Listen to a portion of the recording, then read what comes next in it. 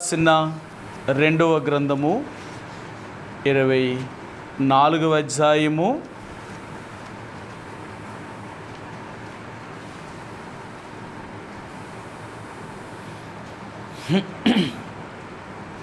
10వ వచనాన్ని మనందరం కలిసి ఒక్క మాటలా చదువుదామండి.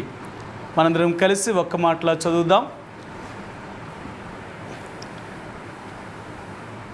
సమూయేలు రాసిన రెండవ గ్రంథము 24వ అధ్యాయము 10వ వచనాన్ని మనందరం కలిసి ఒక్క మాటలాగా చదువుదాం.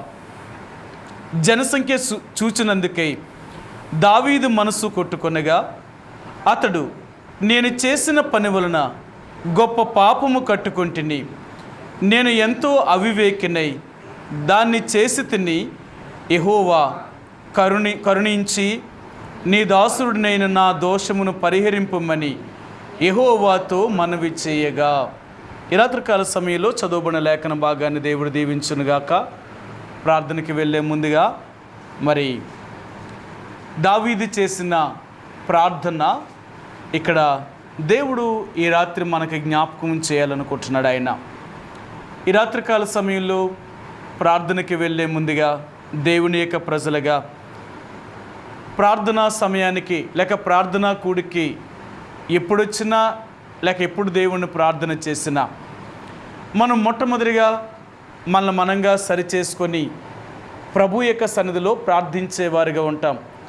అది వ్యక్తిగత జీవితంలో ప్రార్థనే కానీ, అది కుటుంబ ప్రార్థనే కానీ, అది సంఘ ప్రార్థనే కానీ, మరి ఏ ప్రార్థన అయినప్పటికీ కూడా దేవుడు మన ప్రార్థనను అంగీకరించాలి అంటే ముందు మనల్ని మనంగా యేసు ప్రభువాని యొక్క రక్తము చేత మరి శుద్ధీకరించబడవలసిన వారికి ఉంటున్నాం. లేదా మన అద్దుబాటుల్ని మన బలహీనతని ప్రభు దగ్గర ఒప్పుకోవలసిన వారికి ఉంటున్నాం. ఒకవేళ అలాగ ఒప్పుకోకుండా మనము యథార్థమైన హృదయం లేకుండా ఒకవేళ మనం దేవుని ప్రార్థించినంత మాత్రానికి దేవుడేమీ మన ప్రార్థనను అంగీకరించేవారు కారు. కాబట్టి ఎన్నోసార్లు మీకు జ్ఞాపకం చేస్తూ వచ్చాను, ప్రార్థనా కూడికి వచ్చినప్పుడల్లా మనల్ని మనంగా ప్రభు సన్నిధిలో శుద్ధీకరించుకోవాల్సిన వారిగా ఉంటున్నాం. అందుకనే ఈ వాక్యం అనే గంగాళము దగ్గరికి వచ్చినప్పుడు మనము మన చేతులను మన కాళ్ళను శుభ్రము చేసుకోవలసిన వారిగా ఉంటున్నాం. అంటే మనకి మలినము ఎక్కడైతే అంటుకుందో వాటిని మరలా మనం శుద్ధీకరించుకోవాల్సిన వారిగా ఉంటున్నామండి. అలాగ మనం ఎప్పుడైతే శుద్ధీకరణ చేసుకొని మనం ప్రభు యొక్క సన్నిధిలో ప్రార్థన చేయగలుగుతామో మన దేవుడు తప్పక మన ప్రార్థనను అంగీకరించగలిగినవాడు. కాబట్టి ఈ రాత్రికాల సమయంలో సమూయేలు రాసిన రెండవ గ్రంథం 24వ అధ్యాయము 10వ వచనంలో దావీదు దేవునికి ఇలాగూ ప్రార్థన చేశాడట, ప్రభువా, నేను గొప్ప పాపము చేసి ఉంటిని, నా పాపమును పరిహరించుము అని దావీదు ప్రార్థన చేస్తున్నాడు. దావీదు ఏం పాపం చేశాడు? దావీదు చేసిన తప్పులేంటి? తను చేసిన తప్పేంటో తనకు అర్థమవుతుంది. సరే, నేను ఈ విషయాలన్నీ కూడా మీకు స్పష్టంగా తెలియచేస్తాను. ఈ 24వ అధ్యాయములో దావీదు జనసంఖ్యను అంటే తన యొక్క సైనికుల యొక్క సంఖ్యను లెక్క పెట్టడానికి ప్రయత్నం చేశాడు.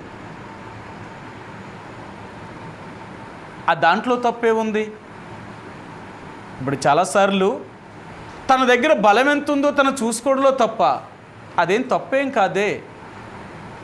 ఇప్పుడు దావీదు ఆయన తన దగ్గరున్న యుద్ధశూరులైన వారిని అందరినీ లెక్క పెట్టమని యోవాబుకు ఆజ్ఞాపించినప్పుడు యోవాబు అన్నాడు, రాజా, అయ్యా దావీదా రాజా, తప్పు. ఇశ్రాయేలు ప్రజల్లో అంటే సైన్యాన్ని, ఈ ప్రజలను లెక్క పెట్టడం అనేది తప్పు, అలా చెయ్యొద్దు. అలాగ నువ్వు చేస్తే నువ్వు తప్పు నేరం చేసిన వాడు అవుతావు, వద్దు అని చెప్పాడు. ఎందుకు అంటే ఇంతకాలము దావీదుకి ఆలోచన రాలేదు, కానీ ఇప్పుడు మాత్రం ఆలోచన వచ్చింది. అంటే ఇశ్రాయేలు ప్రజలకి అంటే ఈ రాజులు, ఇశ్రాయేలు ప్రజలను ఏలిన రాజులైన వారందరూ కూడా వారు ఏ కార్యము చేయాలన్నా సరే ముందు దేవుని యొక్క అనుమతి తీసుకునేవారు. వారు దేవుని యొక్క అనుమతి తీసుకునేవారు. ప్రభువా, నేను ఇలా చేయాలనుకుంటున్నాను, లేకపోతే ఇక్కడికి వెళ్ళాలనుకుంటున్నాను, లేకపోతే నేను పలానా శత్రువు దేశం మీద యుద్ధానికి వెళ్ళాలనుకుంటున్నాను, వెళ్ళమంటావా వద్దంటావా, చేయమంటావా మానమంటావా అనే విషయాలన్నిటినీ కూడా వీరు తప్పక దేవుడి దగ్గర విచారణ చేసిన తర్వాతే వారు ఏ పనైనా చేయాలి. అది ఇశ్రాయేలు ప్రజలకి వాడుక. అంటే మొదటి నుండి కూడా దేవుడు తన ప్రజలైన ఇశ్రాయేలు ప్రజలకు దేవుడు ఇలాంటి ఆజ్ఞలు ఇచ్చాడు. మీరు ఏది చేయాలనుకున్నా నా సెలవు లేకుండా మీరు ఏది చేయకూడదు అని దేవుడు వారికి తెలియచేశాడు. కాబట్టి వారు ఏది చేయాలనుకున్నప్పటికీ కూడా దేవుడి యొక్క అనుమతిని తప్పక వారు తీసుకునేవారు. అలాంటి పరిస్థితుల్లో వారు దేవుడు వెళ్ళమన్నా యుద్ధం చేయమన్నా దేవుడు ఈ రెండు విషయాలు వారితో చెప్పినప్పుడు వారు తప్పక వెళ్ళినప్పుడు కానీ ఆ కార్యము చేసినప్పుడు కానీ అది వారికి సఫలమయ్యేది. లేదు దేవుడు వద్దు అని చెప్పినప్పుడు కానీ వారు వెళ్ళారా, తప్పక వారు యుద్ధంలో ఓడిపోయేవారు. ఇశ్రాయేలు ప్రజలు చాలాసార్లు అలాగ ఓడిపోయారు. ఓడిపోవడం గల కారణం ఏంటి అంటే దేవుడు వద్దు అని చెప్పినప్పుడు కూడా వారు వెళ్ళారు. అలా చేయడం వల్ల ఎన్నోసార్లు వారి జీవితంలో ఓటమును చూశారు. ఒకవేళ వెళ్ళమన్నప్పుడు వాళ్ళ ప్రజల సంఖ్య ఎంత తక్కువ ఉన్నా యుద్ధంలో మాత్రం వారికి జయము కలుగుతూ వచ్చింది. ఎలాగ జయం కలిగిందంటే దేవుడే వారి పక్షంగా యుద్ధము చేసేవాడు. అలాగ జరిగేదన్నమాట. సరే, ఇప్పుడు దావీదు తన యొక్క జనుల యొక్క సంఖ్యను, తన సైన్యం యొక్క సంఖ్యను లెక్క పెట్టమన్నప్పుడు యోవాబు వద్దు అన్నప్పుడు దావీదు చెప్పాడు, నేను ఆజ్ఞాపిస్తున్నాను, నేను రాజుని, నేను చెప్పినట్లుగా నువ్వు చెయ్యాలి అని ఖచ్చితంగా దేవుడు అంటే దావీదు యోవాబుకు ఆజ్ఞ ఇచ్చాడు. సరే, యోవాబు 6 నెలల సంచారము చేసి దాను మొదలుకొని బెర్షెబా వరకు ఇశ్రాయేలు ప్రజల్లో 20 సంవత్సరాలు పైబడి 58 సంవత్సరాల లోపు ఉన్న వారిని అందరినీ లెక్క పెట్టాడు. అయితే యోవాబు అక్కడ చిన్న పని చేశాడు. లెక్క పూర్తిగా లెక్క పెట్టలేదు, ఆయన తక్కువే లెక్క పెట్టాడు. ఆ లెక్కను తీసుకొచ్చి, రాజా, యోధా వారిలో ఎంతమంది ఉన్నారు, ఇశ్రాయేలు ప్రజల్లో మిగిలిన గోత్రాల్లో ఎంతమంది ఉన్నారు, ఇదిగో యుద్ధశూరుల యొక్క లెక్క అని దావీదు చేతికి కాగితం ఆ లెక్క చెప్పాడు. ఎప్పుడైతే ఇలాగ లెక్క చెప్పాడో దేవుడు నాతాను ప్రవక్త చేత ఈ కబురు పంపించాడు. లేక ఈ యొక్క దీర్ఘదర్శి అయిన మరి ఈ గాదు ప్రవక్త చేత ఈ కబురు పంపించాడు. దావీదా, నువ్వు చాలా తప్పు చేసావు అన్నాడు. అందులో తప్పేముంది? ఇప్పుడు చాలాసార్లు అంటాం, అంటే ఎలాగుంటుందో మీకు ఒకసారి చెప్తాను. ఇప్పుడు మన దగ్గర డబ్బు ఎంత ఉందో ఒకసారి, అంటే మనం దాచిన మనది ఏదైనా ఉందనుకోండి, మన ఆస్తే కానీ మన భూమే కానీ ఇవన్నీ ఉన్నాయనుకోండి, దాన్ని బట్టి మనం ఒక్కోసారి నాకు ఎంత ఉంది అన్నది ఒకసారి మనం చూసుకుంటాం కదా. మనం ఏదైనా కార్యం చేయాలనుకుంటే నా దగ్గర ఎంత ఉంది అని చూసుకుంటాం. తప్పంటారు అది? మన దగ్గర ఎంత ఉందో మనం చూసుకోవడంలో తప్పే ఉందండి. నిజమే, మన దగ్గర ఎంత ఉందో మనం చూసుకోవడంలో తప్పు లేదు. మరి ఇక్కడ దావీదుకి ఎందుకు దేవుడు అలా చెప్తున్నాడు అంటే, దావీదు యొక్క హృదయాన్ని ఎరిగినవాడు. ఇశ్రాయేలు ప్రజలు ఎప్పుడూ కూడా ఏ కార్యము చేసినా, ఏ పని చేసినా వారి బలాన్ని బట్టి, వారికున్న ఆస్తిని బట్టి వారికి పని జరగలేదు. వాళ్ళు ఏ యుద్ధానికి వెళ్ళినా, ఏ కార్యము చేసినా దేవుడే వారికి సహాయము చేస్తూ వచ్చాడు కాబట్టి వారికి జయం కలిగింది. అంతే తప్ప వీళ్ళంతటి వీళ్ళకి ఎప్పుడూ జయం కలగలేదు. మరి అలాంటి పరిస్థితుల్లో దావీదు ఎందుకు జనసంఖ్య చేయించాడు అంటే, తన బలం ఎంత ఉందో ఒక్కసారి తెలుసుకోవాలనుకున్నాడు. ఎందుకు తన బలం తెలుసుకోవాలనుకున్నాడు తెలుసా? నా బలం ఎంత ఉందో నాకు తెలిస్తే నా శత్రువులు నా మీదకు యుద్ధానికి రాలేరు. అంతేకాదు, నేను ఎంత బలవంతున్నో, నాకెంత సైన్యం ఉందో అనే దాన్ని బట్టి దావీదు యొక్క హృదయం కూడా దేవుడి మీద నుంచి తొలగిపోయే పరిస్థితులు వస్తాయి. అందుకనే ఎప్పుడు కూడా ఇశ్రాయేలు ప్రజల్ని లెక్క పెట్టమని దేవుడు ఎప్పుడూ చెప్పలేదు. ఏ రాజు ఆ పని చేయలేదు. ఈ రాజు మాత్రమే ఆ పని చేశాడు. ఈ రాజు మాత్రమే ఆ పని చేశాడు. దావీదు ఎప్పుడైతే ఈ జనసంఖ్య లెక్క చూశాడో చూడగానే అతని మనసు కొట్టుకుందట. సరే, ఇప్పుడు చదువుదాం. 10 వచ్చినవండి. జనసంఖ్య చూసినందుకై దావీదు మనసు కొట్టుకొనగా, సంఖ్య చూశాడు, ఆ జనసంఖ్య లెక్క పెట్టాడు. ఇప్పుడు లెక్క పెట్టిన తర్వాత తన మనస్సు కొట్టుకుందట, తన మనసుకు బాధ అనిపించిందట. నేను ఎంత తప్పు చేశాను, అసలు నేను చేసింది ఎంత పాపము అని దావీదు చాలా బాధపడుతున్నాడు. సరే, మీకు ఇంకో మాట కూడా చూపిస్తాను. 14వ వచనం, ఇందులోనే 24వ అధ్యాయము 14వ వచనం. అందుకు దావీదు, నాకేమీ తోచక ఉన్నది, గొప్ప సిక్కులలో ఉన్నాను. యెహోవా బహువాత్సల్యత గలవాడు గనుక మనుషుల చేతిలో పడకుండా యెహోవా చేతిలో పడుదముగా కానీ గాదుతూ అనెను. ఇప్పుడు దావీదు అంటున్నాడు, నేను చాలా గొప్ప చిక్కులో పడ్డాను, గొప్ప చిక్కులో పడ్డాను. ఎందుకు పడ్డాడు చిక్కులో? అతను జనసంఖ్య చేసిన దానివల్ల.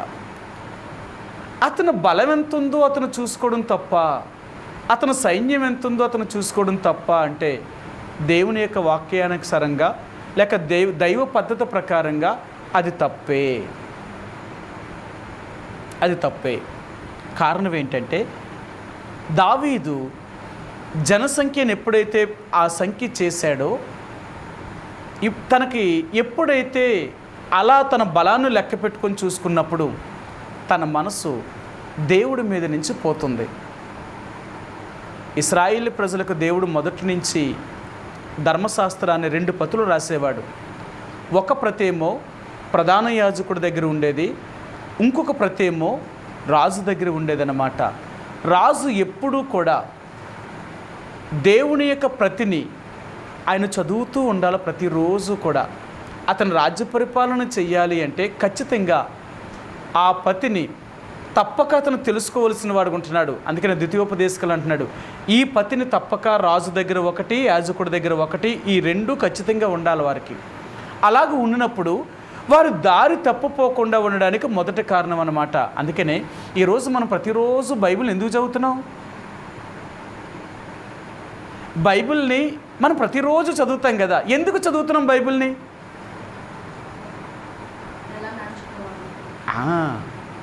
బైబిల్ ఎందుకు చదువుతున్నామో తెలుసా? అందులో ఏముందో తెలుసుకోవడం కాదు, చదివిన దాని ప్రకారంగా మనం నడుచుకోవాలి. అది కుడికి కానీ ఎడమకు కానీ తొలవకుండా ఉండడం కొరకే దేవుని వాక్యము ప్రతిరోజు మనం నడిపిస్తుంది అన్నమాట. దేవుని వాక్యాన్ని ఎందుకు చదవాలి అంటే, నువ్వు దేవుని వాక్యాన్ని చదివినప్పుడల్లా నువ్వు తప్పుపోకుండా, అంటే నువ్వు లోకంలోనికి వెళ్లకుండా, దేవుడికి దూరం అవ్వకుండా ఈ వాక్యము నిన్ను నడిపించగలుగుతూ ఉంటుంది. అందుకంటాడు, నీ వాక్యము నా పాదములకు దీపమును, నా త్రోవకు వెలుగునై ఉన్నది అంటాడు. నేను నడవడానికి గల కారణం ఏంటంటే నీ వాక్యమే. ఎవరైతే ప్రతిరోజు దేవుని వాక్యాన్ని చదువుతారో, దేవుని వాక్యాన్ని ఎంతగా వారు చదువుతూ దాన్ని అర్థం చేసుకోగలుగుతారో, వారు దేవుడి నుండి తొలగిపోవడానికి అవకాశం లేదండి. దేవుడి నుండి తొలగిపోయారు అంటే వాళ్ళకి దేవుని వాక్యాన్ని చదవకపోవడం వల్ల, రెండవదిగా దేవుని వాక్యాన్ని వినకపోవడం వల్ల వారు దేవుని యొక్క మార్గముల నుండి దేవునికి దూరం అయిపోతారు. అందుకని నిజంగా దేవుని యొక్క ప్రజలు దేవుని వాక్యాన్ని చదువుతూ ఉన్నప్పుడు దేవుడు మనతో మాట్లాడే దేవుడు, ప్రతిరోజు మాట్లాడతాడు. నువ్వు వాక్యాన్ని చదివినప్పుడల్లా దేవుడిని సంధించగలుగుతాడు. అందుకనే ఈ దావీదు చేసిన గొప్ప పాపము చేశాడట. ఎంత పాపము చేశాడు అంటే, ఇతడు చేసిన పాపానికి చాలా పరిహాసం చెల్లించవలసి వచ్చింది. అది చిన్నది కాదు. ఎప్పుడైతే దావీదు ఈ జనసంఖ్య చేసి ఆ లెక్క తన దగ్గర తీసుకొచ్చినప్పుడు తన ప్రాణము తను కొట్టుకోగానే గాదు ప్రవక్త చేత దేవుడు కబురు పంపించాడు, దావీదా, నువ్వు చేసింది భయంకరమైన తప్పు చేసావు, అది సామాన్యమైనది కాదు. నువ్వు చేసిన పాపము పరిహరించబడాలి అంటే, నువ్వు చేసిన పాపం పరిహరించబడాలి అంటే 3 రకాలైన విషయాలు నీ ముందు పెడుతున్నాను. ఈ 3 రకాలైన విషయాల్లో ఏదో ఒకటి నువ్వు కోరుకోవాలా, ఏదో ఒకటి నువ్వు కోరుకోవాలా. నువ్వు కోరుకోకుండా నీ పాపము పరిహరించబడదు, తప్పక కోరుకోవాలి అన్నాడు. సరే, ఇప్పుడు గాదు ప్రవక్త చేత దేవుడు 3 విషయాలు చెప్పాడు. 1, 7 సంవత్సరాలు నీ దేశం మీద కరువు వస్తుంది, కరువు కలుగుతుంది. కాబట్టి 7 సంవత్సరాలు నీ దేశం మీద కరువు రావడం నీకు ఇష్టమైతే నువ్వు ఒప్పుకో, నేను కరువును పంపిస్తాను అన్నాడు. లేదు. రెండవది, 3 నెలలు నీ శత్రువుల ఎదుట నువ్వు నిలవకుండా పారిపోవాలి. నీ రాజ్యాన్ని వదిలేసి నీ సింహాసనం మీద దిగిపోయి నువ్వు పారిపోవాలా. 3 నెలలు పారిపోవాలా. ఈ 3 నెలలు పారిపోతావా? లేదు, 3 రోజులు నీ దేశం మీదకి నేను తెగులు పంపించబోతున్నాను, ఈ తెగుల్ని పంపించమంటావా? నీకు ఏది కావాలా? 7 సంవత్సరాలు కరువా, 3 నెలలు నీ శత్రువుల చేతుల నుంచి నువ్వు పారిపోవడమా, లేక 3 రోజులు తెగులు నీ మీద పంపించడం అంటవా? ఏది కావాలో నువ్వే చెప్పు అన్నాడు ఆయన. ఈ తప్పుకి జనసంఖ్య చేసిన దానికి అతడు ఎంత పరిహాసం చెల్లించుకోవాల్సి వచ్చిందో చూడండి. అందుకని దావీదు అన్నాడు, ప్రభువా, నేను ఎటూ తోచక చాలా చిక్కుల్లో పడి ఉన్నాను. నేను మనుషుల చేతిలో పడుట కంటే నీ చేతిలో పడడమే మంచిది, కాబట్టి ఈ తెగులేదో నువ్వే పంపించు, నీ చేతిలోకి నేను అప్పగించుకుంటున్నాను అని దావీదు దేవునికి అప్పగించినప్పుడు గాదు ప్రవక్త చెప్పించాడు. అయితే దావీదా, అయితే తీర్పు అనేది ప్రారంభించబడుతుంది. 3 దినాలు నీ దేశంలో భయంకరమైన తెగులు రాబోతుంది, కాబట్టి దాన్ని నువ్వు తట్టుకోవాలి అని చెప్పి గాదు ప్రవక్త వెళ్ళిపోయాడు. ఎప్పుడైతే గాదు ప్రవక్త వెళ్ళిపోయాడో మరుసటి రోజు నుంచే తెగులు ప్రారంభించబడింది. మనకు రోజుకి 3 పూటలు. ఈ 3 పూటల్లో మొదటి పూట దేవుడు తన దూతను పంపించి ఇశ్రాయేలు దేశం అంతటా కూడా తెగులును పంపించాడట. ఎప్పుడైతే ఇశ్రాయేలు ప్రజల్లో తెగులు ప్రారంభించబడిందో లెక్క పెట్టిన సైన్యములో మొదటి పూటే ఇశ్రాయేలు ప్రజల్లో 70,000 మంది చచ్చిపోయారు. 20 సంవత్సరాల పైబడి 58 సంవత్సరాల లోపు ఉన్న సైన్యములో లెక్క పెట్టిన వారిలో 70,000 మంది చచ్చిపోయారు. వెంటనే లెక్క వచ్చేస్తుంది, రాజా మన దేశంలో చనిపోయిన వారి లెక్క ఈ క్షణానికి ఇంతమంది, ఈ క్షణానికి ఇంతమంది అని ఉదయం 6 గంటల నుంచి 9 గంటల లోపల వీరు లెక్క పెట్టినప్పుడు ఈ లెక్కలో 70,000 మంది చచ్చిపోయారని తెలిసింది. దావీదుకి ఏం చేయాలో అర్థం కాలేదు. ఈ 3 గంటల సేపులోనే 70,000 మంది చచ్చిపోతే ఇంకా కరువు తెగులు ఇంకా 2 రోజులున్నర 3 రోజులు ఉంది, ఇంకెంతమంది చచ్చిపోతారు? దీన్ని ఇలా కాదు, ఈ బాధను నేను చూడకుండా ఉండడానికి నేనే ముందు ఈ శిక్షణ భరించాలని దావీదు దేవుడి దగ్గరికి వెళ్ళాడు. సరే, ఇప్పుడు ఏమని ప్రార్థన చేశాడో దావీదును చూద్దాం. 17 వచ్చినవండి. 24వ అధ్యాయము సమూయేలు రాసిన 2వ గ్రంథము 24వ అధ్యాయము 17వ వచనం. దావీదు జనులను నాశనము చేసిన దూతను కనుగొని యెహోవాను ఇలాగూ ప్రార్థించెను, చిత్తగించుము, పాపము చేసిన వాడును నేనే, దుర్మార్గముగా ప్రవర్తించిన వాడును నేనే. గొర్రెల వంటి వీరేమి చేసిరి, నన్ను నా తండ్రి ఇంటి వారిని శిక్షించుము. ఒకవేళ ప్రభువా తప్పు చేసింది నేనైతే శిక్ష ఎవరికి పెడుతున్నావు? నా ప్రజల మీద ఎందుకు పెడుతున్నావు శిక్ష? ఏమీ తెలియని అమాయకుల్ని ఎందుకు చంపుతున్నావు? వాళ్ళని చంపొద్దు. ఒకవేళ నిజంగా నువ్వు శిక్షించాలి అనుకుంటే నన్ను నా తండ్రి ఇంటిని శిక్షించు. తప్పు చేసిన వాడిని నేను కదా. నేను పాపము చేస్తే నన్ను శిక్షించకుండా నా ప్రజలను ఎందుకు శిక్షిస్తున్నావు? నేను తప్పు చేశాను. దావీదు ఎలాగ దేవుడిని అడుగుతున్నాడు చూసారా? అందుకనే దావీదుని దేవుడు క్షమించడానికి గల కారణం ఏంటి అంటే, తనకేదైనా తప్పు చేసినప్పుడు తన దేవుడి దగ్గరకు వచ్చి యథార్థంగా ఒప్పుకుంటూ నన్ను శిక్షించు, నన్ను సరిచెయ్యి, నేను అలాంటి వాడిని కదా అని దావీదు దేవుడి దగ్గర ఒప్పుకునేవాడు. మీకు ఎన్నోసార్లు చెప్తూ వచ్చాను దావీదు గురించి చెప్పినప్పుడు. దావీదులో ఉన్న మంచి లక్షణం ఏంటి అంటే, దావీదు ఎన్నో తప్పులు చేశాడు. దావీదేమీ తప్పులు చేయలేదు అంటలేదు. ఆయన ఎన్ని తప్పులు చేసినా చూసారా, ఎన్ని తప్పులు చేసినా దావీదు దేవుడి దగ్గరికి వచ్చి ఒప్పుకునేవాడు. ఎప్పుడూ మనసును కఠినం చేసుకోలేదు. ఒకవేళ దావీదే గాని మనసును కఠినం చేసుకుని ఉంటే దేవుడు దావీదు గురించి ఆ మాట చెప్పడాయన. నా హృదయానుసారుడైన మనుషుడు అని దేవుడు చెప్పడాయన. ఎందుకంటే పాపం చేసిన వారితో దేవుడితో సాంగత్యం ఉండదు వాళ్ళకి.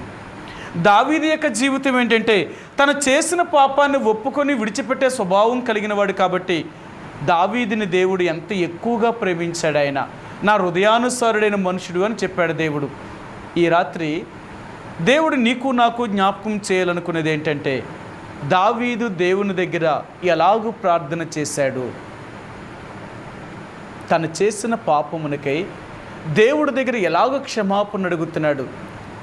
ఎలాగ దేవుడి దగ్గర ఆయన తగ్గించుకొని ప్రభా నేను పాపం చేశాను నన్ను క్షమించు అని దావీదు దేవుడి దగ్గర తను ఆ రీతిగా అడగడం వల్ల దేవుడు తన పాపమును పరిహరించి దేవుడు అనేక సార్లు దేవుడు ఆయన్ని కాపాడుతూ వచ్చాడు. ఆయన దావీదుకి తప్పు చేసినప్పుడల్లా తప్పుకు తగిన శిక్షను దేవుడు పెట్టేవాడు.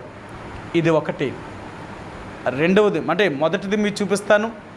సమూయేలు రాసిన 2వ గ్రంథం 12వ అధ్యాయంలో ఊరియా భార్య అయిన బెత్షెబాను ఆయన పాడు చేసినప్పుడు ఊరియాని చంపించిన తర్వాత ఆయన ఏ పాపము ఎరగిన వాడిగా దావీదు నటించినప్పుడు దేవుడు దావీదుని ప్రవక్త చేత పంపించాడు, కబురు పంపించాడు. మళ్ళా నాతాను ప్రవక్త చేత పంపించి ఆయనతో చెప్పించాడు, నాతానా నువ్వు వెళ్ళి దావీదుకి ఎలాగూ చెప్పు అతడు ఎంత దుర్మార్గంగా ప్రవర్తించాడు అని. ఎప్పుడైతే దావీదు వెళ్ళి అంటే దావీదుకి ఆ ప్రవక్త వెళ్ళి చెప్పినప్పుడు 3 రకాలైన శిక్షలు పెట్టాడు. నువ్వు చేసింది మొదటి పాపము. ఈ తప్పుకి మొదటి శిక్ష ఏంటి అంటే ఇక్కడి నుంచి అంటే ఇప్పుడు నుండి నీకు యుద్ధాలు ప్రారంభించబడతాయి, నీ జీవితంలో ఇంక నెమ్మది ఉండదు అన్నాడు ఆయన. నువ్వు చేసిన పాపానికి మొదటి శిక్ష ఏంటో తెలుసా? నీ కుటుంబం వాళ్ళే, నీ సొంత ఇంట్లో వాళ్ళే, నీ కడుపును పుట్టిన వారే నీకు సమస్యగా మారిపోతారు. అంటే వాళ్ళ చేత నీకు యుద్ధాలు జరుగుతాయి, నీ పిల్లల చేత నీకు సమస్యలన్నీ కలుగుతాయి. కారణం ఏంటో తెలుసా? నువ్వు చేసిన పాపానికి మొదటి శిక్ష. రెండవది ఏంటి అంటే నువ్వు చేసిన పాపమును బట్టి నేను చేసే శిక్ష ఏంటి అంటే ఏ ఊరియా భార్యనైతే నువ్వు పాడు చేసావో రహస్యముగా నీ భార్యలను కూడా నీ కళ్ళెదుటే నేను పాడు చేయిస్తాను. నిన్నేం వదిలిపెట్టను. ఇది రెండవ శిక్ష. మూడవ శిక్ష ఏంటో తెలుసా? ఏ ఊరియా భార్య అయితే గర్భవతి అయి ఉందో ఆమె కనబోయే బిడ్డని నేను చంపేస్తాను. కనబోయే బిడ్డని చంపుతున్నాను. ఎందుకు ఇలాగ చేస్తున్నాను అని నువ్వు అడిగితే దానికి కారణం ఏంటో తెలుసా? నువ్వు చేసిన పాపమే దానికి కారణము. చూడండి, పాపం అనేది ఎంత భయంకరమైందో మనకు తెలియదు. మనం అనుకుంటాం పర్లేదులే, ఇదేం పెద్ద పాపం అనిపిస్తుంది, ఇదేం పాపంలే, ఇదే తప్పు అయిపోతుందా, దేవుడు క్షమించలేడా, దేవుడు సహాయం చేయడా అనుకుంటాం. నువ్వు తప్పు చేసావా దేవుడు నీకు సహాయం చేయడు. నువ్వు దాన్ని సరిచేసుకొని ఒప్పుకొని నువ్వు నిజంగా ఆ శిక్షను అనుభవించావా దేవుడు తప్పక నీకు సహాయం చేయగలుగుతాడు. అంతే తప్ప తప్పు చేసిన తర్వాత నువ్వు దేవుడి దగ్గర క్షమాపణ అడిగినంత మాత్రానికి దేవుడేమీ అంత తేలికగా క్షమించేవాడు కాదు. నువ్వు తెలియక చేసుంటే దేవుడు క్షమిస్తాడేమో కానీ తెలుసుండి చేసే ప్రతి పాపానికి కూడా అది నువ్వైనా నేనైనా ఆ శిక్షను అనుభవించవలసిందే. కాబట్టి ఇప్పుడు దావీదు యొక్క జీవితంలో తప్పు చేయడానికి దావీదు ఎందుకు భయపడేవాడు అంటే దానికి వచ్చే శిక్ష ఏంటో ఆయనకి తెలుసు. అందుకే ఈరోజు మరలా మీకు చెప్తున్నాను, దేవుని యొక్క వాక్యం ద్వారా మనకు దేవుడు ఏం మాట్లాడుతున్నాడంటే మనం చేసిన పాపానికి కానీ తగిన శిక్షణ కానీ అనుభవిస్తే రెండోసారి తప్పు చేయడానికి భయపడతాం. మనం చేసిన పాపానికి శిక్ష రాలేదనుకోండి ఆ భయం మనకు ఉండదు. అందుకని అంటారు కదా బైబిల్ గ్రంథంలో ప్రసంగి గ్రంథంలో అంటాడు, మనుషులు ఎందుకు మరి ఎక్కువగా పాపం చేస్తున్నారు అంటే వారు చేసిన పాపమునకు తగిన శిక్ష రాకపోవడం వల్లే. పాపమునకు తగిన శిక్షే కానీ వచ్చుంటే తప్పు చేయడానికి మనిషి భయపడతాడు. పాపము చేసిన తర్వాత శిక్ష రాకపోవడం వల్ల వాళ్ళు మరి ఎక్కువగా తప్పులు చేసుకుంటూ వెళ్తున్నారు. కాబట్టి ఈ రాత్రి దావీదు యొక్క జీవితం ద్వారా మనం నేర్చుకోవాల్సింది ఏంటంటే జనసంఖ్య అతడు చేయడం వల్ల అది పెద్ద నేరముగా దేవుడు తీసుకున్నాడు. కారణం ఏంటి అంటే అలాగూ చేయకూడదు దావీదు. లేవీ కాండము కానీ సంఖ్యాకాండంలో కానీ దేవుడు వారికి కొన్ని విషయాలు నేర్పించాడు. ఎవరినైనా ఇశ్రాయేలు ప్రజల్లో గోత్రములో లెక్క పెట్టే ముందు వారి క్రయాన్ని చెల్లించాలి దేవుడికి. మొదటి నెల మొదలుకొని 19 సంవత్సరాల లోపు ఉన్న వాళ్ళందరికీ కూడా నువ్వు లెక్క పెట్టాలి అంటే వారి క్రయాన్ని కట్టాలి. ప్రతివారు కూడా ప్రతి సంవత్సరం కూడా వారు దేవుని యొక్క మందిరానికి చిన్నవాడైతే తులమున్నర, పెద్దవాడైతే 3 తులముల వెండిని తీసుకొచ్చి దేవుని యొక్క మందిరంలో ఇవ్వాలి వారు. కారణం ఏంటంటే వారు ఇంకా భూమి మీద బ్రతుకుతున్నందుకు దేవుడు వారికి పెట్టిన క్రయం అన్నమాట. తప్పక వారు చెల్లించవలసిందే. కానీ దావీదు అలాగ లెక్క పెట్టలేదు. ఒకవేళ దావీదు లెక్క పెట్టవలసి వచ్చినప్పుడు అలాగూ లెక్క పెడితే దేవుడు అతన్ని క్షమించేవాడు. అది పెద్ద నేరమేమి కాదు. కానీ దావీదు అలాగ లెక్క పెట్టకుండా తన బలం ఎంతుందో తెలుసుకోవాలనుకున్నాడు. ఎందుకు తన బలం? తన ఎదురు యుద్ధానికి వెళ్ళినప్పుడు ఈ బలాన్ని బట్టి జయం పొందుతున్నాడా, దేవుని బట్టి జయం పొందుతున్నాడా అంటే అతను బలాన్ని సైన్యాన్ని బట్టి జయం పొందలేదు, అతను దేవుణ్ణి బట్టి జయం పొందాడు. మరి అలాంటి పరిస్థితుల్లో ఇప్పుడెందుకు మనిషి బలం చూసుకుంటున్నాడు ఈయన? అది నేరం కాదా? అందుకనే దావీదు యొక్క జీవితంలో ఇదొక పెద్ద నేరం అండి. బైబిల్ గ్రంథంలో చాలాసార్లు ఇదే విషయాలు మీకు జ్ఞాపకం చేస్తూ వచ్చాను. మనము ఆస్తిని సంపాదించుకోవడంలో తప్పులేదు. నీకెంత ఆస్తి ఉన్నా దేవుడి మీద నుంచి మాత్రం నీ మనసు పోకూడదు. దేవుడి మీద ఉన్న మనసును మాత్రం పోకూడదు. కానీ మనిషి ఎలాంటి వాడు అంటే ఆస్తి పెరుగుతుంది అనుకుంటే దేవుడి మీద ఉన్న మనసు మాత్రం తప్పిపోయేది ఉంటుంది. కారణం ఏంటంటే ఈ ధనమే, ఈ ఆస్తే దేవుడి మీద ఉన్న మనసు లేకున్నట్లుగా చేసేదన్నమాట. అందుకనే కొన్నిసార్లు డబ్బు ఎక్కువైనప్పుడు కానీ, ఆస్తి ఎక్కువైనప్పుడు కానీ మనం ఏం చేస్తామంటే మనకి ఏదైనా కష్టం వచ్చినప్పుడు, నష్టం వచ్చినప్పుడు, ఏదైనా సమస్య మన మీదకి రాగానే మనం వెంటనే ఏం చేస్తామంటే ప్రభువా నాకెందుకు ఇలాంటి కష్టం వచ్చింది, నాకెందుకు ఇలాంటి నష్టం వచ్చింది, దీని నుంచి నేను ఎలాగ బయటికి రావాలి, నాకు నువ్వు సహాయం చేయి తండ్రి అని మనం దేవుడి దగ్గరికి అలా వెళ్ళి ప్రార్థన చేసే పరిస్థితులు ఉండవు. అప్పుడు మనం ఏం చేస్తాము అంటే సరే ఈ సమస్య వచ్చింది కదా, ఈ సమస్యను పరిష్కరించుకోవడానికి ఇప్పుడు నేనేం చెయ్యాలి, సరే ఇంత నష్టం వచ్చింది లేక ఇలాంటి సమస్య వచ్చింది, ఇప్పుడు ఈ సమస్య నుంచి బయటికి రావాలంటే నా దగ్గర ఉన్న డబ్బును తీసి ఆ సమస్యను పరిష్కరించుకుంటాను, లేక నా ఆస్తి నమ్మి ఆ సమస్యను పరిష్కరించుకుంటాను. ఎందుకంటే అది నీకు ఉంది కాబట్టే కదా నీకు ఆ ధైర్యం. అదే లేకపోతే తప్పక దేవుడి దగ్గరికి వెళ్తావు. ప్రభువా ఈ పరిస్థితుల్లో నువ్వు తప్ప ఇంకా నాకెవ్వరు లేరు, నీవే నా దిక్కు అని దేవుడి దగ్గరికి వెళ్ళి ప్రార్థన చేస్తాం. కానీ మనకు ఆస్తి, డబ్బు ఇలాంటివి ఉన్నప్పుడు మనం దేవుడి దగ్గరికి వెళ్ళి ప్రభువా నీవే నాకు దిక్కు, నీవే నాకు సహాయం చేయి తండ్రి అని మనం వెళ్ళి దేవుడిని అడగం. ఎందుకు అడగం అంటే మన వెనకాల ఉన్నవి మనం దేవుడి దగ్గరికి వెళ్ళకున్నట్లుగా మనం లాపుతున్నాయి. అందుకనే ఈరోజు దావీదు గురించి మనకు దేవుడు ఏం జ్ఞాపకం చేస్తున్నాడు అంటే దావీదు యుద్ధానికి వెళ్ళవలసి వచ్చిందనుకోండి, దేవుడిని అడగవలసిన పని లేదు. యోవాబుతో చెప్తాడు, యోవాబా మన సైన్యాన్ని తీసుకుని వెళ్ళి యుద్ధం చెయ్యి అంటాడు. ఒకవేళ సైన్యాధిపతిని యోవాబు అడుగుతాడు, రాజా మనకున్న వాడికి ఏంటంటే యుద్ధానికి వెళ్ళే ముందు దేవుడిని అడగాలి కదా, దేవుడు వెళ్ళమంటాడా వద్దంటాడా అంటే దావీదేమంటాడు, నేను రాజుని, నేను వెళ్ళమంటున్నా కాబట్టి మీరు వెళ్ళాలంతే అలా చెప్తాడు. ఎందుకంటే తన బలం ఉంది, తన సైన్యం ఉంది. కాబట్టి దావీదుకి మొదట దేవుడు ఈ విషయాలన్నీ తెలియక చేశాడంటారా? దావీదుకి తెలుసు, ఆయన ఏమీ తెలియకేమీ చేయలేదు. కానీ తన బలం ఏంటో తను తెలుసుకోవాలనుకున్నాడు. నా దగ్గర సైన్యం ఎంత ఉందో తెలుసుకోవాలనుకున్నాడు. తన బలం మీద తను ఆధారపడడానికి ఇష్టపడ్డాడు. కాబట్టి దేవుడు తనకి ఆ పరిస్థితి గుండా దేవుడు తీసుకెళ్ళాడు. అందుకని ఏ రోజు నువ్వైనా నేనైనా సరే దేవుని యొక్క బిడ్డలుగా ఆయన రక్తం చేత మనం కొనబడిన వారం కాబట్టి ఎప్పుడు కూడా మన బలాన్ని మనం చూసుకోవడానికి ప్రయత్నం చేయొద్దు. మనకి ఏది ఇచ్చినా దేవుడు అది దేవుని వల్ల కలిగింది కాబట్టి, ప్రభా నువ్వు లేకుండా నాకేదీ కలగలేదు కాబట్టి దాని గురించి నాకెందుకు ఆ ఆలోచన, నాకెంత ఉందని నేను ఎందుకు చూసుకోవాలా, నాకున్న దాని అంతకంటే నువ్వే నా గొప్పవాడివి కాబట్టి నాకే పరిస్థితి వచ్చినా, నాకే సమస్య వచ్చినా నేను నీ మీద ఆధారపడతాను, నాకున్న దాని మీద నేను ఆధారపడను. ఎందుకంటే అవన్నీ నన్ను రక్షించలేవు, అవి నన్నేమీ కాపాడలేవు. సరే, బైబిల్ గ్రంథంలో మీకు ఈ మాట చూపిస్తాను. మీకు అందరికీ బాగా పరిచయమైన మాట చాలాసార్లు మీకు చూపించాను. యెహెజ్కేలు గ్రంథము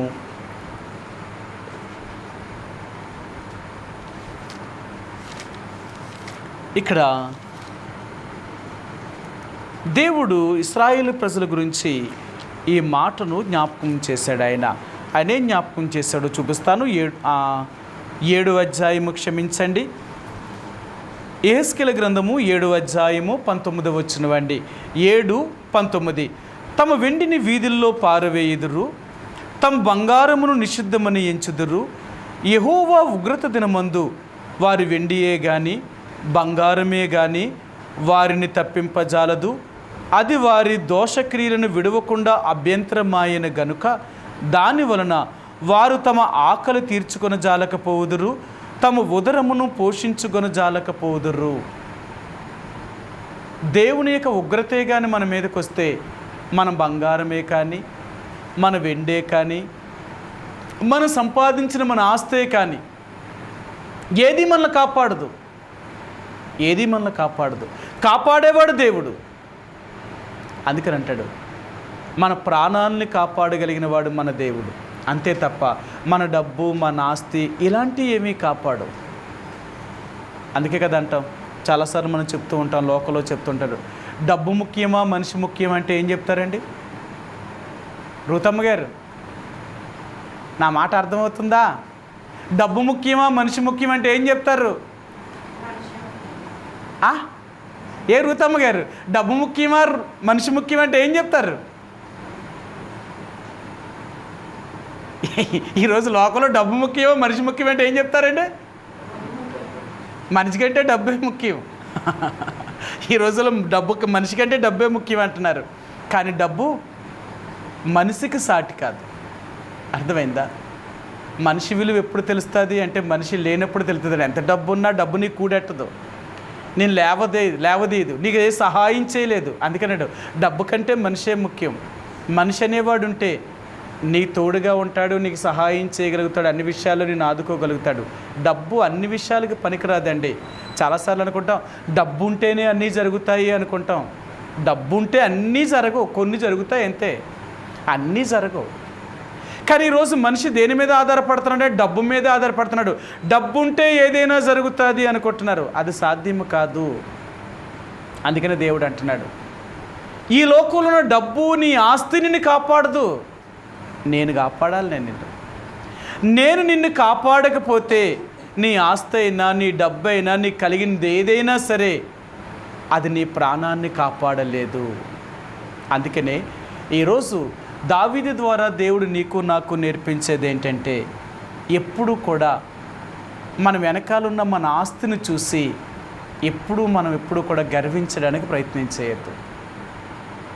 రెండవదిగా మన వెనకాలన్న దాన్ని బట్టి దేవుడి మీద ఆధారపడకుండా ఉండకూడదు. నీకేదైనా సరే మొదట దేవుడి దగ్గరికే నువ్వు వెళ్ళాలా, దేవుడినే ప్రార్థన చేయాలా, ఆయన ఏం చెప్తాడో ఆ తర్వాత నువ్వు ఏదైనా చేయాలా. దేవుడికి చెప్పకుండా మనం ఏది చేయకూడదు. అంతగా మనం ఆధారపడాలా. మనం దేవుడి మీద ఎంత ఆధారపడాలి అంటే దేవుడి యొక్క అనుమతి లేకుండా మనం ఏది చేయకూడదు. ఎప్పుడైతే మనం దేవుడి మీద అలాగూ ఆధారపడతామో అప్పుడే దేవుడు నిన్ను కాపాడుతాడు, నీ కుటుంబాన్ని కాపాడుతాడు, నీ ఆస్తిని కాపాడుతాడు. ప్రతిదీ నువ్వు దేవుడి మీద ఆధారపడడం వల్ల దేవుడు నిన్ను కాపాడమే కాక నీ కుటుంబాన్ని కాపాడమే కాక నీ ఆస్తిని కూడా కాపాడుతాడు. నువ్వు దేవుడి మీద ఆధారపడలేదనుకో నిన్ను కాపాడు, నీ కుటుంబాన్ని కాపాడు, నీ ఆస్తిని కూడా కాపాడు. అందుకని మనం ఎంత సంపాదిస్తున్నప్పటికీ కూడా మన ఆస్తి అయిపోతూనే ఉంటుంది. కారణం ఏంటంటే దేవుడి యొక్క కాపుదల లేనప్పుడు మనకెంత రాబడి వచ్చినది నిలబడదు. దేవుడే కానీ మనతో ఉంటే నీ ఆస్తిని కూడా కాపాడుతాడు ఆయన. దేవుడు నిన్ను కాపాడాలి అంటే, నిన్నైనా నన్నైనా కాపాడాలి అంటే మనం ఎప్పుడూ ఆయన మీదే ఆనుకోవాలా, మనం ఎప్పుడూ ఆయన మీదే ఆధారపడాలా. ఉన్న దాని మీద గట్టు, మన వెనకాల ఉన్న దాన్ని బట్టి మనం ఎప్పుడూ ఆధారపడకూడదు. మన ధైర్యం అది కాదు, మన ధైర్యం దేవుడు. చూసారా, అందుకని అంటాడు మనం దేన్ని బట్టి మనకు ధైర్యం అంటే మనం దేవుణ్ణి బట్టి మనకు ధైర్యం. ఈరోజు లోకస్తులకున్న ధైర్యం ఏంటో తెలుసా?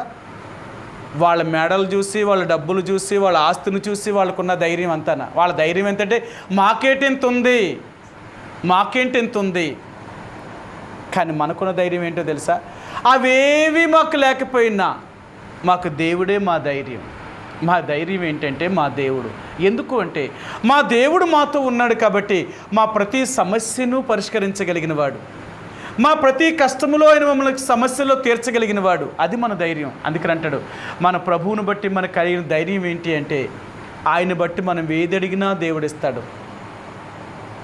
కాబట్టి మన ధైర్యం ఏంటి అంటే మన దేవుడు అని చెప్పగలగాలి. అంతే తప్ప నా సైన్యము, లేక నా కుటుంబము, నా ఆస్తి, నా ఉద్యోగము, నా అన్నీ నాకున్న వెనకాలన్న వాటిని బట్టి కాదు నా ఆస్తి. నా ధైర్యం ఏంటి అంటే నా ధైర్యమే దేవుడు. నా వెనకాలన్న ఏమీ లేవు, కానీ ఉన్నది ఏంటంటే ఒక్క దేవుడిని బట్టి. ఎప్పుడైతే మనం దేవుడి మీద అలాగూ ఆధారపడగలుగుతామో ఆ దేవుడు, ఆ యేసుప్రభువారు తప్పక నిన్ను కాపాడుతాడు ఆయన. అందుకని అంటాడు మన దేవుడు ఎవరు అంటే లేమిలో సమృద్ధిని కలగ చేయగలిగిన దేవుడు. అంటే నీకు లేకపోయినప్పటికీ కూడా నీకు అందులోనే సమృద్ధినివ్వగలిగిన దేవుడు. రెండోదిగా అంటాడు నీకు ఎప్పుడైతే ఇరుకు వస్తుందో, నీకు ఎప్పుడైతే శ్రమ కలుగుతుందో ఆ శ్రమలోనే నీకు విడుదలను కూడా చూపించగలిగిన దేవుడు. మన దేవుడు ఎవరో తెలుసా? మనకు ఎలాంటి పరిస్థితులు కలిగినప్పటికీ కూడా అన్ని పరిస్థితుల నుంచి దేవుడు మనల్ని కాపాడగలిగిన వాడు దేవుడు. అది దేవుడు. మన దేవుడు ఎవరు అంటే శూన్యములో నుండి సమస్తాన్ని చేసిన వాడట. సరే, మీకు ఆ మాట చూపిస్తాను. ఎందుకు అపొస్తలుడైన పౌలు ఈ మాట చెప్పాడో చూపిస్తాను. కొరింథీయులకు రాసిన 2వ పత్రిక 4వ అధ్యాయము. అపొస్తలుడైన పౌలు కొరింథీయులకు రాసిన 2వ పత్రిక 4వ అధ్యాయము 5-6 వచనాలండి. అంధకారములో నుండి వెలుగు ప్రకాశించునుగా కాని పలికిన దేవుడే. మన దేవుడు ఎవరో తెలుసా? ఏమీ లేని శూన్యములో నుండి ఇంత సృష్టిని చేశాడట. ఇదంతటినీ ఎలా చేశాడు అంటే తన మహత్తుగల మాట చేత. ఏమీ లేని సమయంలో శూన్యములో నుండి సమస్తాన్ని చేసిన దేవుడే ఈరోజు మన జీవితంలో మనకు సహాయం చేయడంటాడా? మనకి నమ్మకం లేక ఈరోజు మనం అనుకుంటున్నాం ఈ లోకంలో బతకాలంటే మనకి ఏదో ఒక ఆధారం ఉండాలా, ఏ ఆధారం లేకుండా మనం ఎలా బ్రతుకుతాము అని మనం అనుకుంటున్నాం. కానీ దేవుడు అంటున్నాడు బ్రతికించగలిగిన దేవుడు నీతో ఉంటే నీకు ఏ ఆధారము లేకపోయినా బ్రతకగలవు. అది దేవుడు చేసేది. దేవుడు నీకు ఆయుష్కాలం ఇస్తే నువ్వు బ్రతకాలి అని చెప్తే నీకేమీ లేకపోయినా బ్రతుకుతావు. కారణం ఏంటో తెలుసా? దేవుడు ఆ ప్రాణాన్ని ఇచ్చాడు కాబట్టి, నిన్ను ఇంకా బ్రతకమని భూమి మీద చెప్పాడు కాబట్టి ఆయన సమయం వచ్చేదాకా నిన్ను బ్రతికిస్తాడు ఆయన. అందుకనే ఈరోజు మనం ఆధారపడవలసిందేంటో తెలుసా? మన వెనకాలన్న వాటిని బట్టి కాదు, మన ముందున్న దేవుని బట్టి. ఎప్పుడు కూడా నీ ఆధారం ఏంటంటే నీ ముందున్న దేవుని చూడు. ప్రభువా, నువ్వున్నావు నాకు చాలు, నా వెనకాలన్న ఏవి నన్ను కాపాడలేవు, ఇవి కాదు నన్ను కాపాడేది, నువ్వు నన్ను కాపాడేది అని మనం దేవుడి మీద ఆధారపడినంత కాలము ఆ దేవుడు ఎప్పుడూ మనల్ని విడిచిపెట్టడండి. లేదా ఆ దేవుడి వైపు చూడకుండా మనం వెనకున్న వాటి వైపు మనం చూసామా, ఏదైతే మనం ఆధారం చేసుకున్నామో అవన్నిటినీ తీసేస్తాడు దేవుడు. కారణం ఏంటో తెలుసా? అదే కదా మన ఆధారం అంతా. అవి ఉన్నాయనే కదా మనం అతిశయం అంతనా. మీరు ఇశ్రాయేలు రాజులను కానీ యోధా రాజులు కానీ చూడండి, వారు దేన్ని బట్టయితే అతిశయించారో వాళ్ళ యావత్ ఆస్తిని దేవుడు తీసేశాడు. వాళ్ళ రాజ్యాన్ని తీశాడు, వాళ్ళకి కలిగిన సమస్తాన్ని ఇతర రాజులు వచ్చి పట్టుకుపోయేలా చేశాడు, వీళ్ళ చెరసాల్లో వేసి బందీలుగా చేశాడు. అలాంటి బందీకానంలో ఉండి వారు కన్నీరు కార్చి, ప్రభువా మేము చేసింది తప్పు, మేము చేసింది పాపమే, నేను ఇంత దుర్మార్గంగా ప్రవర్తించాను, దానికే నేను శిక్ష అనుభవిస్తున్నాను, నన్ను క్షమించు తండ్రి అని కానీ ఆ రాజు ఆ చెరసాల్లో ఉండి కానీ ఏడిస్తే, దేవుడు మరలా చెరసాల్లో నుండి దేవుడు అతని ప్రార్థనను అంగీకరించి శత్రురాజు యొక్క మనసును కనికరింపచేసి మరలా అతన్ని తీసుకుని వెళ్ళి ఇశ్రాయేలు ప్రజల మీద రాజుగా చేసిన రాజులు ఉన్నారు, యోధావారి మీద కూడా రాజులుగా చేసిన రాజులు ఉన్నారు. కారణం ఏంటో తెలుసా? వారి ఆధారం ఏదైతే చేసుకున్నారో, ఇది కాదు మాకు ఆధారం నువ్వు అని తెలుసుకోగలిగారో దేవుడు మరలా ఆ స్థాయిని వారికి ఇచ్చారు. కాబట్టి ఈ రాత్రి మనకి కూడా దేవుడు జ్ఞాపకం చేసేది ఏంటంటే, చాలాసార్లు మనం కూడా ముందున్న ప్రభువును చూడకుండా వెనకాలన్న వాటిని బట్టే మన యొక్క అతిశయం అంతా, లేక మన ధైర్యం అంతా, మన ఆధారం అంతా అది. ఈ రోజునంటాం ఏమీ లేకపోతే ఎలా బతుకుతాం, ఏదోటి మనకు ఉండాలి కదా, మనకి ఏదైనా కష్టం వస్తే మనకు ఎవరు తీరుస్తారు, మనకు ఎవరిస్తారు, ఇదే కదా మన అనుమానం అంతా. ఏంటంటే రేపు ఏదైనా జరిగితే నీకెవరు ఇస్తారు, నీకెవరు సాయం చేస్తారు, నీకెవరు మనుషులు సాయం చేయకూడదు, దేవుడు ఉంటే చాలు. నీకు దేవుడు దిగొస్తాడా, దేవుడు నీకు ఇస్తాడా?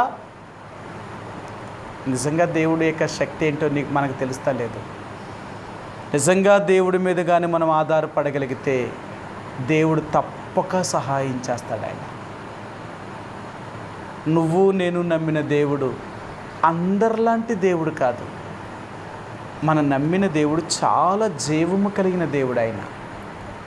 ఆయన ఎప్పుడూ జీవించుచున్నవాడు, ఆయన ఎప్పుడూ సహాయం చేయగలిగిన వాడు, మనల్ని ఆదుకోగలిగిన వాడు. అలాంటి దేవుడు నమ్ముకున్నాం. కాబట్టి ఈ రోజైనా దేవుడు మనకు జ్ఞాపకం చేసేది ఏంటంటే, నీ వెనుక ఉన్న వాటి మీద నువ్వు ఆధారపడకు, నీ ముందున్న ప్రభువు మీద ఆధారపడు. నువ్వు ఎప్పుడైతే ప్రభువు మీద ఆధారపడడం నేర్చుకోగలుగుతావో, దావీదు వలె జనసంఖ్య తన సైన్యంలో ఉన్న బలాన్ని బట్టి కాదు, మనకున్న వెనకాల ఉన్న దాన్ని బట్టి కాదు మన ధైర్యం అంతా, మన దేవుని బట్టి ధైర్యం. 70,000 మందిని ఒకే రోజు ఒక పూటలో చంపేసేటప్పుడు దావీదు యొక్క బలం అంతా ఏమైపోయింది, ఎంత భయంకరంగా బాధ అనుభవించాడు ఆయన. ఆ 3 రోజులే తెగిలే కానీ 3 రోజులు కూడా జరిగి ఉంటే ఎన్ని లక్షల మంది సైన్యాన్ని అయితే లెక్క పెట్టాడో అన్ని లక్షల మంది చచ్చిపోయేవారు. ఆఖరికి మిగిలించేది అతని దగ్గర సైన్యమే లేకుండా చేయగలడు. అవునా కాదా అంటే మీకు ఒక మాట చెప్తాను. ఇశ్రాయేలు ప్రజల్ని ఐగుప్తు దేశంలో నుంచి దేవుడు బయటికి తీసుకొస్తున్నప్పుడు, ఆయన బయటికి తీసుకొచ్చిన తర్వాత ఎర్ర సముద్రం దగ్గర తీసుకొచ్చాడు. ముందేమో ఎర్ర సముద్రం ఉంది. 3 రోజులు ప్రయాణం చేసుకుంటూ వచ్చారు ఇశ్రాయేలు ప్రజలు. వీళ్ళు వెళ్ళిన తర్వాత మరలా ఫరో యొక్క హృదయం కఠినమైపోయింది. అయ్యి తన దగ్గరున్న సైన్యం అంతటిని, ఆ బలమంతటిని, తన సైన్యం అంతటిని చెప్పాడు, మీరు వెంటనే మీ రథాలని మీ గుర్రాలని సిద్ధం చేసుకొని, ఎవరైతే మన దగ్గర నుంచి హెబ్రీలు వెళ్ళిపోతున్నారో ఇశ్రాయేల్ని మరలా మీరు వెనక్కి తీసుకొని రావాలి అని తన బలమంతటిని ఉపయోగించాడు ఐగుప్తు రాజైన ఫరో. ఆ రాజుకున్న బలమే తన సైన్యం, తన బలమే తన సైన్యం. సరే, దేవుడు అన్నాడు, మోషే, ఏ ఫరో రాజు అయితే మరలా తన మనసుని కఠినం చేసుకొని మిమ్మల్ని తరవడానికి తన శత్రువులను పంపించాడు, అంటే మీ శత్రువులను పంపించాడు, ఆ ఐగుప్తు రాజైన ఫరో యొక్క సైన్యం అంతా మిమ్మల్ని తరవడానికి వెనకాల వస్తుందన్నారు కదా. చూడు, ఇప్పుడు చూసిన ఆ ఫరో యొక్క సైన్యాన్ని మరి ఎప్పటికీ మీరు చూడరు. ఇంకా ఫరో యొక్క బలమంతటినీ తీసేస్తాను ఇంకా ఈ ఒక్క దెబ్బతో. నిజంగా అక్కడ ఒక మాట రాస్తాడు, ఫరో యొక్క సైన్యంలో ఒక్కడైనను మిగలలేదట. ఇశ్రాయేలు ప్రజలను తరుముతూ వచ్చిన ఆ సైన్యంలో ఒక్కడైనను మిగలలేదట. అందరినీ దేవుడు ఆ ఎర్ర సముద్రంలో ముంచేసి చంపేశాడంతే. ఎప్పుడైతే ఫరో యొక్క సర్వ సైన్యము సముద్రంలో పడి చచ్చిపోయారో ఫరో భయపడిపోయాడు. ఇంకా తనకు బలం లేదు. మరలా అంతటి సైన్యాన్ని పుంజుకోవాలంటే ఎన్ని సంవత్సరాలు పడుతుంది? అంత సైన్యం వస్తుందా? ఇక మరలా ఫరో ఎప్పుడూ కూడా ఇశ్రాయేల్ ప్రజలను తరమడానికి కానీ వారితో యుద్ధం చేయడానికి కూడా భయపడిపోయాడు. అది మన దేవుడు చేసే కార్యం ఏంటో తెలుసా? అలా చేస్తాడట. దేవుడు మన పక్షంగా ఉంటే దేవుడు మనల్ని ఎంత కాపాడుతాడో తెలుసా? అన్ని పరిస్థితుల్లో. అందుకనే మనకున్న వెనకాలన్న దాన్ని బట్టి కాదు మన ధైర్యం.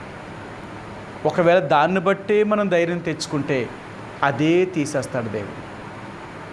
నిజంగా ఎంతమంది అతిశయించారు అలాగా బైబిల్ గ్రంథంలో. అతిశయించిన వారిని అందరినీ అలాగే చేశాడు దేవుడు. ఆ రోజుల్లో పెద్ద రాజ్యము ఐగుప్తు రాజే. రెండవదిగా మరలా మీరు అంతటి రాజును చూడాలి అనుకుంటే బబులోను రాజు అయిన నెబుకద్నెజరు 127 దేశాలకు మహాచక్రవర్తి. ఐగుప్తు తర్వాత అంత పెద్ద దేశం ఏంటంటే బబులోను దేశమే. బబులోను రాజు అయిన నెబుకద్నెజరు కూడా గర్వించాడు. ఎప్పుడైతే గర్వించాడో దేవుడు అన్నాడు, బబులోను రాజు అయిన నెబుకద్నెజరు, నేను ఇశ్రాయేల్ అంటే ఈ ప్రపంచంలో అంటే ఈ 127 దేశాల మీద నీకు విజయాన్ని కలిగించిన వాడిని నేను. నిన్నే కాకపోతే ఇంకొక రాజుని నేను ఏర్పరచుకుంటాను, కానీ నిన్ను నేను ఏర్పరచుకొని ఈ భూలోకాన్నే నీ చేతికి అప్పగించి మనుషులనైతేనేమి జంతువులనైతేనేమి సమస్తాన్ని నీకు అనుగ్రహిస్తే నువ్వు నా మీదే అతిశయిస్తావా?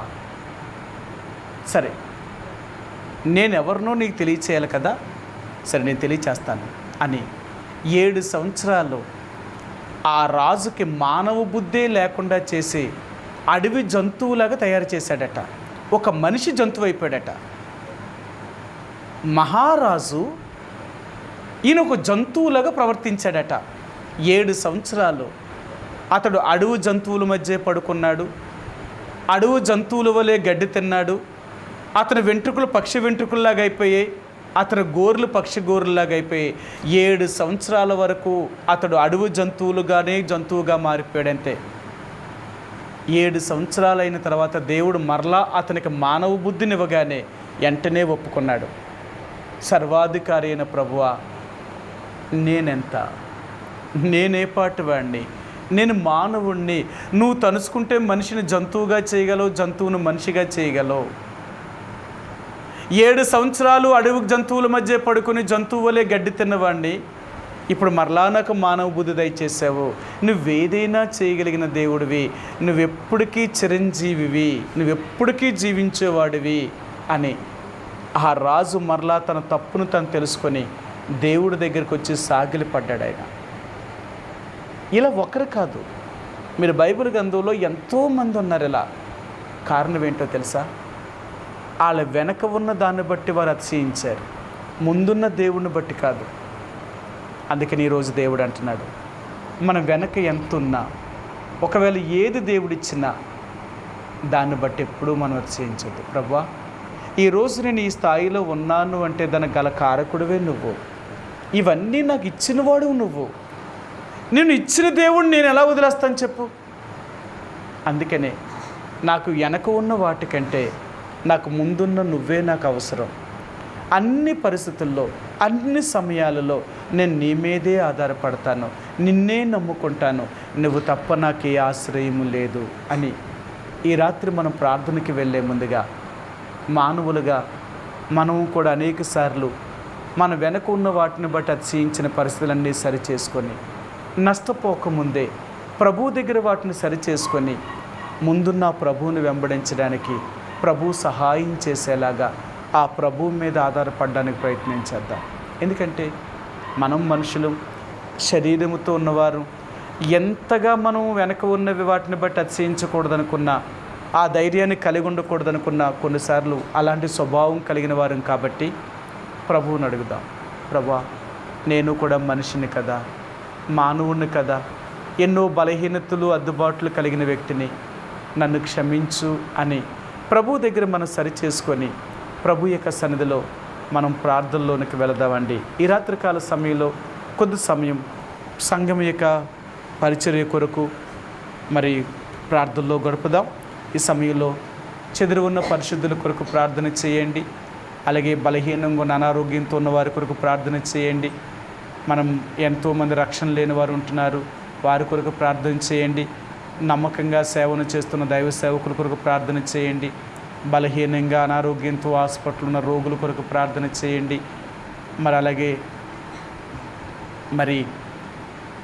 ప్రపంచ దేశాల్లో మన దేశంలో దేవుని నమ్ముకున్న దేవుని ప్రజల మీద జరుగుతున్న దాడులన్నిటిలో ప్రభు సహాయం చేసి దేవుని ప్రజలను కాపాడేలాగా, ఎవరైతే హింసిస్తున్నారో వారికి దేవుడు మారు మనసు కలిగించి వారికి మంచి హృదయాన్ని దేవుడు దయచేసేలాగా ప్రార్థన చేయండి. అలాగే ఇజ్రాయిల్ దేశం కొరకు ప్రార్థన చేయండి. వారు శత్రువులతో యుద్ధం చేస్తున్నారు. దేవుడు వారి శత్రువులపై విజయాన్ని అనుగ్రహించి వారి ఆర్థిక పరిస్థితులు చక్కపరిచి దేవుని యొక్క మందిరం తిరిగి నిర్మాణం కొరకే ప్రభు వారికి సహాయం చేసేలాగా ప్రార్థన చేద్దాం. హైదరాబాద్లో హెబ్రోన్ కొరకు ప్రార్థన చేయండి. అక్కడున్న పరిస్థితులన్నీ దేవుడు చక్కపరిచి శరీర సంబంధమైన మనుషులు దేవుడు దూరపరిచి ఆత్మ సంబంధం వరకు దేవుడు బాధ్యతలను అప్పగించేలాగా, అలాగే నర్సిపూడి, రామచంద్రాపురం, అనపర్తి, గంగులూరుపాకలు, కాపవరం, మిలపల్లి, కృష్ణాపురం, రాఘవాపురం, కాకినాడ ప్రాంతాల్లో సామర్లకోట, పెద్దాపురం ప్రాంతాల్లోని విశ్వాసుల కొరకు ప్రార్థన చేయండి. అలాగే విజయనగరంలో డేవిడ్ మార్టిన్ గారి ఆరోగ్యం కొరకు ప్రార్థన చేయండి, వారి పరిచర్య కొరకు. లంకిలపల్లిలో సోదరు జోనాథన్ మార్టిన్ గారి యొక్క ఆరోగ్యం కొరకు ప్రార్థన చేయండి. దైవజనుడు కొంత అనారోగ్యంతో ఉంటున్నారు, దేవుడు వారిని స్వస్థపరిచేలాగా. వారి మందిరం నిర్మాణంలో ఉంటుంది. ప్రభు కూడా మందిర నిర్మాణం పని పూర్తి చేసి ప్రభు కావలసిన ప్రతి అవసరతను దేవుడు తీర్చేలాగా ప్రార్థన చేయండి. దైవజనుడి యొక్క ఆరోగ్యం కొరకు ప్రార్థన చేయండి. అలాగే ఏలేశ్వరము, రాజవొమ్మంగి, కొండపల్లి ఉన్న విశ్వాసుల కొరకు ప్రార్థన చేయండి. అలాగే ఆదివారం పరిచర్య కొరకు అక్కడ ప్రార్థన చేయండి. స్థానిక సంఘం కొరకు ప్రార్థన చేయండి. దేవుని మందిరానికి వస్తున్న విశ్వాసులు ఆత్మీయంగా బలపడేలాగా, వెనకబడుతున్న వారిని దేవుడు ఉజ్జీవింపు చేసి దేవుని యొక్క మందిరానికి నడిపించబడట్లో, దేవుని యొక్క మందిరానికి వస్తున్న ప్రతి విశ్వాసి ఏదైతే వింటున్నారో దాన్ని అనుసరించి ఆత్మానుసారంగా జీవించేలాగా ప్రార్థన చేయండి. వారి కుటుంబాలు ఉన్న ప్రతి అవసరతను దేవుడు తీర్చేలాగా ప్రార్థన చేయండి. అలాగే తిరిగి ఆదివారం పరిచర్య కొరకు ఇక్కడ కొండపల్లిలో నిలబడే వారిని కూడా దేవుడు అభిషేకించి వాడుకునేలా ప్రార్థన చేద్దాం. అలాగే అనపర్తిలో సోదరు పీటర్ బాబు గారి వారి కుటుంబాన్ని దేవుడు ఆదరించేలాగా, మరి తన్ను తన బిడ్డల్ని దేవుడు ఆదరణ, ధైర్యాన్ని, నెమ్మదిని అనుగ్రహించేలాగా ప్రార్థన చేయండి. ఇంకా అలాగే బలహీనులైన వారి కొరకు కూడా ప్రార్థిస్తాం. అది తర్వాత మన వ్యక్తిగతంగాను మన కుటుంబంగాను ఏమైతే సమస్యలు ఉన్నాయో వాటి కొరకు కూడా ప్రార్థిస్తాం. కొద్ది సమయం ఈ రీతిగా ప్రభు యొక్క సన్నిధిలో మనం ఒకరి తర్వాత ఒకరు ప్రార్థనలో గడుపుదామండి.